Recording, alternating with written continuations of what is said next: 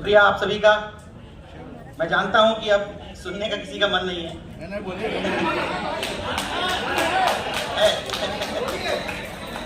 चलिए, शुक्रिया इस बात का। वैसे तो मैं अपना समय भी दे देता अपनी बहन को, लेकिन छत्तीसगढ़ से भागते हुए आया हूं तो थोड़ी बहुत बात आप लोगों से कर ही लेता हूं। मेरे लिए 10 मिनट पर्याप्त इसलिए है क्योंकि जो कहना चाहता था वो मैक्सिमम बात मेरे बड़े भाई रविकांत जी ने कही। मैं ये बात बड़े गर्व के साथ कह रहा हूं कि मेरी ये जो बहुजन है ना, बहुजन, इसको बाजार बना दिया गया है। इस बाजार में सब लोग अपना अपना प्रोडक्ट बेचना चाहते हैं।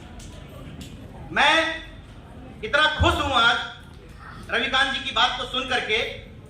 हम तब वास्तविक बुद्धिजीवी हैं जब अपने सब्सक्राइबर, अपने मान सम्मान, अपनी प्रतिष्ठा और अपने सम्मान को दांव पे रख करके लोगों को रगड़ना जानते हैं।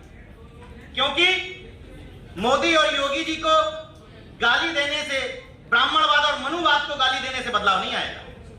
बदलाव आएगा जब हम खुद अपने आप को छीलने को तैयार और ये बात सुनने को तैयार हो कि चीजें बदलेंगी कैसे, बदलाव होगा कैसे। सबसे बड़ा सवाल है लोकतंत्र। लोकतंत्र खतरे में कैसे? अंधभक्तों की वजह से। और अंधभक्त कौन है? केवल मोदी जी के अंधभक्त नहीं है, बहन जी के भी अंधभक्त, अखिलेश यादव के भी अंधभक्त, अनुप्रिया पटेल के भी अंधभक्त।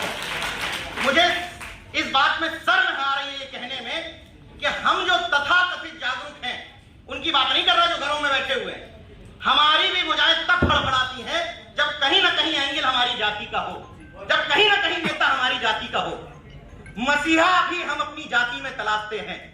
यहां बैठा हुआ हर शख्स राजेंद्र पाल गौतम जी की, एम.के. स्टालिन की, स्वामी प्रसाद मौर्य जी की तारीफ करता होगा, सब करते होंगे। कोई है जो ऐसा कहता हो कि ये लोग अच्छा काम नहीं कर रहे? लेकिन मैं दावे के साथ कह रहा हूं कि एम.के. स्टालिन चुनाव लड़ने आ जाए, सबसे पहले यही लोग गूगल पे जाति खोजेंगे। दावे के साथ कह रहा हूं, जाति खोजेंगे। तो समस्या लोकतंत्र की यह है कि हमने पहले अपने नेताओं को राजा रानी बनाया, फिर देवी देवता की तरह पूजने लगे। इसलिए लोकतंत्र खतरे में। लोकतंत्र उन लोगों की वजह से खतरे में नहीं है, हमारे जैसे तथाकथित बुद्धिजीवियों की वजह से खतरे में है, जो सिर्फ चाटुकारिता करना जानते हैं और एन प्रकार किसी न किसी पार्टी से सेटिंग करना चाहते हैं। ये बुद्धिजीवियों की जिम्मेदारी नहीं होती है कि आज हमें बड़े गर्व के साथ सपा के मंच पे बुला लिया जाए, कल बसपा के मंच पे बुला लिया जाए, तीसरे दिन किसी और मंच पे बुला लिया जाए। बुद्धिजीवियों की जिम्मेदारी है कि वो इस बात के लिए तैयार रहे कि समाज आलोचना कर सकता है और ये लोग जो आज आपको मंच पे बैठा रहे हैं, कल नहीं भी बुला सकते हैं। इस बात के लिए आप असली बुद्धिजीवी। अब रही बात एक छोटी सी की लोगों में कनेक्टिविटी कैसे आएगी, लोकतंत्र कैसे मजबूत होगा। कुछ सवाल मैं छोड़ रहा हूं, उन सवालों के उत्तर खोज लेंगे, लोकतंत्र भी मजबूत हो जाएगा। ये जो नफरतवादी सरकारें ये भी चली जाएंगी। हम आप बहुजन यूनिटी की बात बड़े गर्व से कहते हैं। रविकांत जी ने सवाल पूछ लिया, सारी पोल निकल के आ गई। अब बात होगी कि जुड़ते ही नहीं है नीरज भाई, क्या करें? आप बहुत बड़े ठेकेदार हो समाज के, आप ही ले आओ कर्मियों को। भाई जो कहे वो ले आए, बिल्कुल ठीक बात है। कोई दूसरा सवाल उठाए तो आप ही बहुत बड़े ठेकेदार हो तो आप ही ले आओ, ये भी बिल्कुल ठीक बात है। वो लोग जिनके खिलाफ हमारी लड़ाई है, मेरे बारे में किसी को कोई डाउट तो है नहीं कि मैं क्या हूं, क्या बोलता हूं, क्या करता हूं। इसके बावजूद जिन लोगों के खिलाफ हमारी लड़ाई है वो मुझे अभी भी ट्राई करते हैं कि शायद हमारी तरफ अभी भी आ जाए। लेकिन हम ये कहते हुए हराने उस तरफ चले, छोड़ो, इनको पूछना ही नहीं है, बुलाना ही नहीं है, कार्यक्रम में कहना ही नहीं है, छोड़ दो इन लोगों को। मैं ये सवाल करना चाहता हूं तमाम बुद्धिजीवियों से कि 1000 की भीड़ हमने की अपने यहां कोई शादी विवाह में, 1000 की भीड़ में आपने 12, 15, 20 जाति के लोग बुलाए, तो ये तो ब्राह्मण भी करता है। ब्राह्मण के यहां क्या 1000 लोगों में 1000 लोग ब्राह्मण होते हैं? हर जाति के लोग वो भी बुलाता है। तो आपने कौन सा एहसान किया? आप कैसे बहुजनवादी हो गए? आप बहुजनवादी तब हैं जब जिसको आप फैमिली गेट टुगेदर कहते हैं कि हमने चुनिंदा 20 लोग बुलाए अपने परिवार के, उन 20 लोगों में 7 जातियां जिस दिन हो जाएंगी, हम मान लेंगे कि आप असली बहुजन। उन 20 लोगों में फैमिली गेट टुगेदर में जिस दिन हम गर्व से कहने लगेंगे कि ओम नारायण अहिरवार जी मेरे चाचा हैं और फलाने जाटव जी मेरे मामा हैं और ये सोनकर जी हमारे मौसा जी लगते हैं, मतलब अंतरजातीय विवाह। हम 25 साल से 30 साल से 35 साल से क्या है क्या नहीं इससे मतलब नहीं है, लेकिन अगर हम अंतरजातीय विवाह को प्रोत्साहन नहीं दे पाए, कौन सी बड़ी बात है। अगर बचपन से आप ये सिखा सकते हो अपने घरों में कि हमें बाबा साहब को मानना है, शिवलिंग को नहीं मानना है, तो ये सिखाने में कौन सी दिक्कत थी कि हमें जाति में विवाह न करके दूसरी जाति में विवाह करना है, बहुजन में कोई बड़ी बात नहीं थी। नहीं सिखाया गया। जो लोग जाति का दंश झेल रहे हैं वो लोग भी जातिवादी हैं। ये हैरत की बात है। कोई थोड़ा है कोई ज्यादा है। जब ऊपर वाला हमारे जैसे लोगों को कहता है कि आप हमसे छोटे हो, तो हम क्या करते हैं, हम उसको नहीं टोकते, हम नीचे देखते हैं कि हम तुमसे छोटे हैं लेकिन हमसे छोटे बहुत हैं, हम नंबरदार हैं, हमारी जाति की संख्या तो इतनी है। और हम जिसको टोकते हैं वो क्या कहता है, वो हमें नहीं टोकता है, वो और नीचे देखता है कि तुम हमारे सामने कुछ नहीं हो, तो ये हमारे सामने कुछ नहीं है। और नीचे करते करते ये वर्ण व्यवस्था का सिस्टम वैसे ही बना हुआ है। एक और सवाल छोड़ देता हूं कि हम तमाम लोग जो कार्यक्रम करते हैं उसका मकसद सत्ता परिवर्तन है या सामाजिक परिवर्तन। हम स्थायी सामाजिक परिवर्तन के लिए नहीं लड़ते हैं। अगर आज उत्तर प्रदेश में सपा और बसपा होती सत्ता में तो हम इतने कार्यक्रम नहीं कर रहे होते। यह दिक्कत की बात है। आज अगर सपा बसपा आ जाए उत्तर प्रदेश में, आधे खिसक लेंगे, खत्म बहुजनवाद। ये प्रैक्टिकल बात बता रहा हूं। अगर सपा आ गई होती इस बार तो आधी संख्या हो जाती है। वो कहते अब तुम अपने हिस्से कर लो, हमारा तो बुलडोजर जैसी भी चल लेगी, कोई टेंशन नहीं है। तो मैं ऐसे मूर्खों को खोजने आया हूं, हर जगह ऐसे ही मूर्ख खोजता हूं जो ये कहें कि तुम्हें मिल क्या रहा। मैं ऐसे ही मूर्ख खोजना चाहता हूं जिनको कुछ नहीं मिल रहा, सिवाय इस बात की खुशी के कि हम सामाजिक परिवर्तन करना चाहते हैं, बहुजनों को बहुजनों से मिलाना चाहते हैं, एक साथ बैठाना चाहते हैं। हमें यह मिल रहा है। बाकी एक चीज कांसीराम साहब की सब बताएंगे क्योंकि फायदे वाली बात है, उसमें कहने में पद भी मिलता है।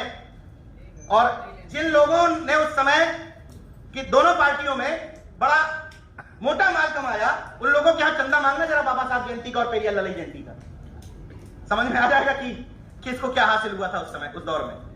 तो ऐसा नहीं कि किसी के रहने से हम लोगों को फायदा नहीं हुआ, उन लोगों के रहने से ही आज हम लोग इतने ताकतवर हुए कि बोल पा रहे हैं। लेकिन समय की मांग है। कोई भी क्रिकेटर, कोई भी खिलाड़ी आपको पसंद नहीं है, मान लीजिए पसंद है, बहुत पसंद है, स्टार आपका खिलाड़ी है, अगर उसने 10 मैचों में शतक मारा है तो अगले कितने मैचों में 0 पे आउट होते हुए खिलाते रहोगे? कितने मैच? कुछ तो तय करना पड़ेगा कि 20 मैच, 30 मैच, 40 मैच, 50 मैच, ये कहते रहोगे कि 10 बार शतक मारा है? कुछ तो क्राइटेरिया होगा भैया कि हम 50 मैच बाद हटा देंगे, 60 मैच बाद हटा देंगे। लेकिन नहीं, तुम मानसिक गुलाम हो, हम नहीं है। ये कैसे हो सकता है? वक्त की जरूरत यह है कि जातियों में मसीहा मत खोजो। जो अच्छा काम करे खुले मन से उसकी तारीफ करो और जो खराब काम करे खुले मन से उसकी आलोचना करो। यह है वक्त की जरूरत। और तभी सही अर्थों में हम वास्तव में लोकतंत्र, क्योंकि लोकतंत्र में एक शब्द है लोग, जो लोगों से मिलकर बनता है, और लोग हम आप हैं। मैं चाहे छत्तीसगढ़ जाऊं, अभी मुंबई जाऊंगा 19 तारीख, कहीं भी जाऊं, वही चुनिंदा लोग हैं जो इस कार्यक्रम में आते हैं, वही चुनिंदा लोग हैं जो उस कार्यक्रम में जाते हैं। तो होता क्या है? बौद्धिक जुगाली। समझदार लोग एक दूसरे को समझाते रहते हैं। हमें भी पता है पाखंड गलत है, आपको भी पता है पाखंड गलत है, तो वो बगल में जो पाखंड कर रहा है उसको कौन समझाएगा? यहां कोई बैठा हुआ, भाई हम यहां पर आइडेंटिटी कार्ड की बात करें, आइडेंटिटी कार्ड समझ रहे हैं ना, ब्राह्मणवाद का आइडेंटिटी कार्ड, इधर हाथ का, गले का 3-4 आइडेंटिटी कार्ड है ना ब्राह्मणवादियों के। तो हम यहां उसकी क्या बात करें? हमें लगता नहीं कोई यहां पर होगा आइडेंटिटी कार्ड वाला। है कोई आइडेंटिटी कार्ड वाला है क्या? है? चलो ये भी अच्छी बात है।